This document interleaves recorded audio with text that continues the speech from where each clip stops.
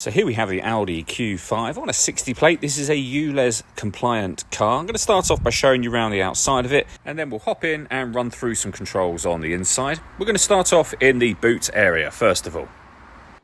As we approach the back of the car, you can see we have reversing sensors and plenty of boot space as well, including that 60/40 split folding rear seat.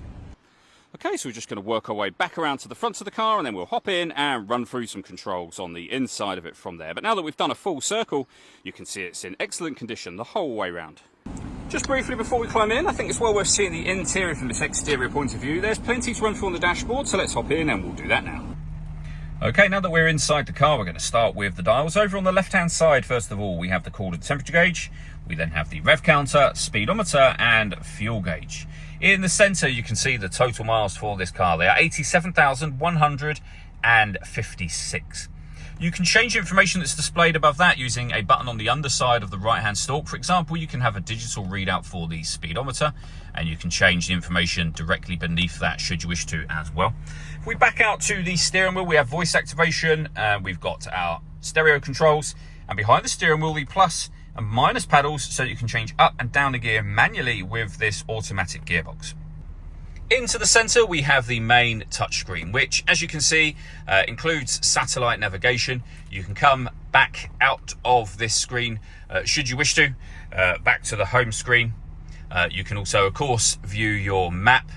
You can access all your different music options there as well. And then below that, we have your CD player, as you can see. And underneath that, we have dual zone climate control. So you can adjust the passenger temperature, the driver temperature. You can increase and decrease the fan speed. You can change the direction the air is being distributed in as well.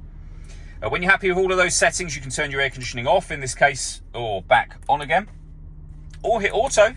The car will now maintain the temperature or temperatures that you've asked for by taking full control of the fan speed and direction of the air for you. Underneath that, we have a 12-volt charging socket and some storage. You can also use that as a cigarette lighter. We have the gear lever for the fully automatic gearbox, the electronic handbrake, downhill brake control, traction control, and parking sensors which you can turn on and off. And you have a visual guide for those on the main screen as well.